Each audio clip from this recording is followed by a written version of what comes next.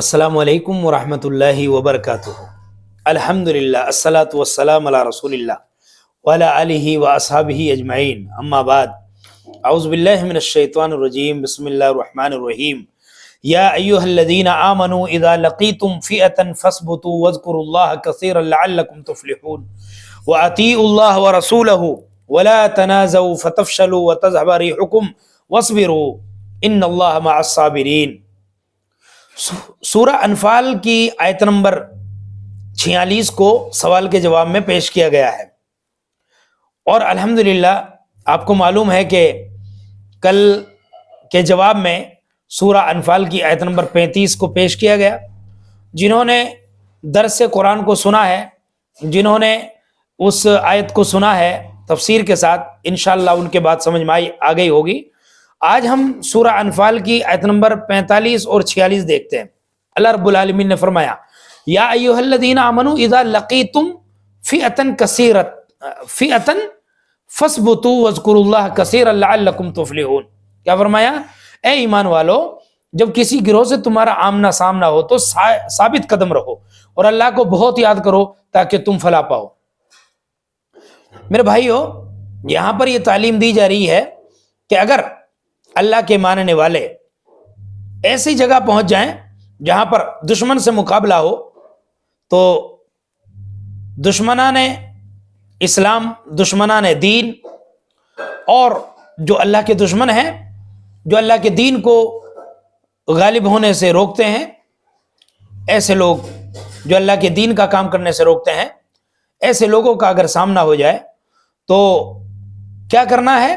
اللہ رب العالمین نے فرمایا ثابت قدم رہنا ہے، ثابت قدم رہو۔ ایسا نہیں ہے کہ جو ہے تم صبر کا دامن چھوڑ دو اور پیٹ پھیر کے بھاگ جاؤ، نہ، آمنا سامنا ہو جائے تو ثابت قدم رہو، اور یاد رکھنا چاہے تم کم ہو یا زیادہ، ہر حال میں اللہ کا ذکر کرنا ہے۔ اللہ کو اپنا ذکر اتنا پسند ہے، اتنا محبوب ہے کہ اس طرح کے حالات میں بھی اللہ رب العالمین اپنا ذکر کرنے کا حکم دے رہا ہے۔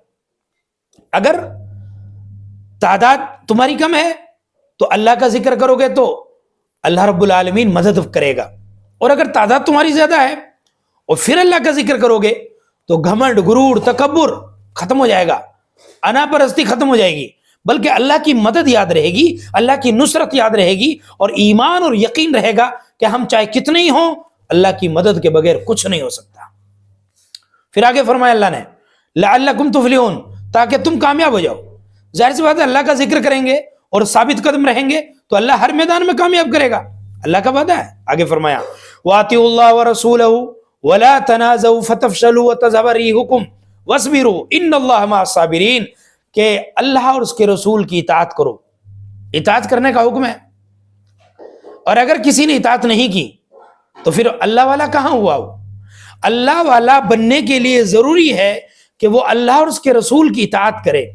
آج تو ہر کسی کو اللہ والا کہہ دیتے ہیں، لوگ کہہ دیتے ہیں یار اللہ کی گائے ہے، یہ تو بہت نیک ہے، بہت صوفی ہے، بہت اچھا ہے، مگر نماز نہیں پڑھتا وہ ایک ٹائم کی، بہت اچھا ہے لیکن گالی نہیں دیتا کسی کو، بہت اچھا ہے۔ اجی رمضان کے مہینے آتے ہیں، رمضان کا مہینہ آتا ہے، روزہ تو یہ نہیں رکھتا ہے کیونکہ دیکھو روزہ رکھ نہیں پاتا، اور جو ہے اس کو بھوک زیادہ لگتی ہے، اس کو پیاس زیادہ لگتی ہے، مگر ہے بہت اچھا آدمی۔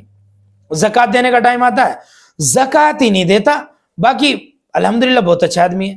اور جب کوئی بات آتی ہے صدقہ خیرات کی، اچھے کام کرنے کی، نہیں ہے تو بہت اچھا آدمی، لیکن پتہ نہیں یہ کیوں پیچھے رہ رہا ہے۔ ارے بھائی، جو انسان اللہ کے ساتھ دغا بازی کر رہا ہے، اللہ رب العالمین کو دھوکہ دے رہا ہے، جو انسان اللہ کی بات نہیں مان رہا، جو انسان اللہ کے رسول کی بات نہیں مان رہا، جو انسان اللہ اور اس کے رسول کی اطاعت نہیں کر رہا، وہ کہاں سے اچھا آدمی ہے؟ ہوگا دنیاوی نظر میں اچھا آدمی، مگر اللہ کی نظر میں اچھا کون ہے؟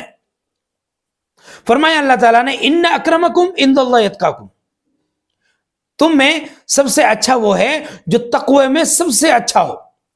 جس کے اندر جتنا زیادہ تقوی ہوگا وہ اتنا ہی اللہ کی نظر میں اچھا ہوگا۔ اللہ کا ولی بننے کے لیے کیا ضروری ہے؟ اطیعوا اللہ و اطیعوا الرسول، اللہ اور اس کے رسول کی اطاعت ضروری ہے۔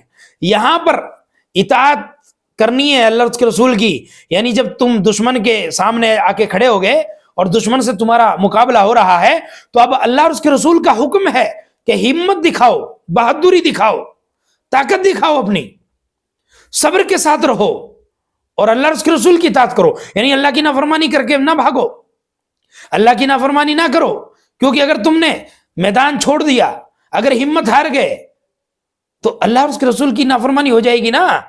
اللہ اور اس کے رسول کی اطاعت کہاں رہی؟ اللہ اور اس کے رسول کی اطاعت تو یہ ہے کہ ہمت نہ ہارو, ہمت کے ساتھ رہو اور اللہ کا ذکر کرو. اور بتایا وَلَا تَنَازَعُوا فَتَفْشَلُوا, فرمایا اور آپس میں جھگڑا نہ کرو, آپس میں جھگڑا نہ کرو, آپس میں اختلاف نہ کرو. جب اللہ اور اس کے رسول کا حکم آ جائے تو اس کو مان لو ایسے کیسے ہی, جھگڑنے کی کوئی ضرورت نہیں ہے. اگر ایسا کرو گے تو اللہ نے فَتَفْشَلُوا, اگر آپس میں جھگڑا کرو گے, یہاں حکم ہے کہ آپس میں جھگڑا نہ کرو ورنہ تم ہمت ہار بیٹھو گے. تو آدمی ہمت کب ہارتا ہے؟ اپنوں سے ہی تو ہارتا ہے. اس گھر کو آگ لگ گئی گھر کے چراغ سے, اپنے جب خلاف ہو جاتے ہیں نا تو آدمی ہمت ہار جاتا ہے. اپنے جب بزدلی کی بات کرنے لگ جاتے ہیں تو آدمی ہمت ہار جاتا ہے. اپنوں کو ہمت دینی ہے, آپس میں محبت کے ساتھ ہمت کے ساتھ جڑ کے رہنا ہے, متحد ہو کے رہنا ہے. بتایا کہ اگر تم نے اختلاف کیا, آپس میں تمہارا جھگڑا ہوا تو کیا ہو جائے گا؟ تمہاری ہوا اکھڑ جائے گی, تمہاری طاقت ختم ہو جائے گی. اللہ رب العالمین کیسی تعلیم دے رہا ہے, کتنی پیاری تعلیم ہے الحمدللہ. اور پھر ہم بھاگے ہوئے ہیں, ہمارے اندر اختلاف کیوں ہے پتہ ہے؟ آپس میں ہم کیوں لڑ رہے ہیں؟ اس لیے کہ ہم نے اللہ کے رسول کی اطاعت نہیں کی. کیونکہ اللہ کے رسول کی اطاعت کرتے تو ہم بھائی بھائی بن کے رہتے, ایک ہو کے رہتے, لیکن ایک نہیں ہے, الگ الگ ہوئے پڑے ہیں.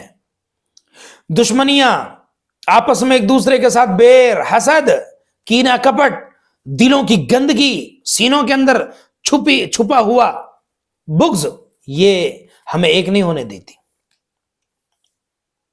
اللہ رب العالمین نے آگے فرمایا کہ وَاصْبِرُوا, صبر کرو. دشمن آپ کے سامنے کھڑا ہے, حالات کیسے بھی ہوں, صبر کے ساتھ اللہ اور اس کے رسول کی اطاعت کرو. صبر کے ساتھ بھائی چارہ دکھاؤ, صبر کے ساتھ ہمت دکھاؤ. صبر یہی نہیں ہے کہ کوئی تمہارے ایک تھپڑ مار دے تو ٹھیک ہے دوسرے پہ میں مار لو, بھائی میں تو صبر کر رہا ہوں. ارے صبر کا مطلب ہے اپنے حق کے لیے آدمی اپنے حق کو حاصل کرنے کے لیے ڈٹ جائے.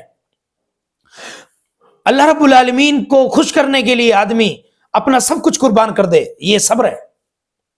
صبر کہتے ہیں کہ آدمی اس چیز سے رک جائے جس کو اللہ پسند نہیں کرتا, حالانکہ اس کا دل تو کر رہا ہے کہ میں اس کام کو کروں, کیونکہ ذائقہ, مزہ, لذت اسی کام میں ہے جو اللہ نے منع کیا ہے. لیکن یہ بندہ کیا کہہ رہا ہے؟ نہیں کروں گا. کیوں؟ اس لیے کہ اللہ نے منع کیا ہے, اللہ کے رسول نے منع کیا ہے, لہٰذا میں نہیں کروں گا یہ کام. حالانکہ مجھے لذت ملتی ہے, مزہ ملتا ہے, مگر نہیں کروں گا. اسے کہتے ہیں صبر. یہ صبر ہے, صبر ہے. یہ فرمایا آگے ان اللہ مع الصابرین, اللہ صبر کرنے والوں کے ساتھ. یہ حقیقت ہے, اللہ صبر کرنے والوں کے ساتھ. بہرحال یہ سورہ انفال کی آیت نمبر 45-46, اور بھی کافی باتیں ہیں اس میں. خیر آپ خود سورہ انفال کی آیت نمبر 45-46 کا مطالعہ کر لیں اور آپ کو سب سمجھ میں آ جائے گا. اللہ تعالیٰ سے دعا, اللہ تعالیٰ ہمیں اللہ اور اس کے رسول کی اطاعت کرنے کی توفیق عطا فرمائے, آپس میں اختلاف کرنے سے بچائے اور آپس میں ایک دوسرے سے نفرت کرنے سے بچائے, آپس میں ایک دوسرے سے محبت کرنے کی توفیق عطا فرمائے. وآخر دعوانا الحمدللہ رب العالمین.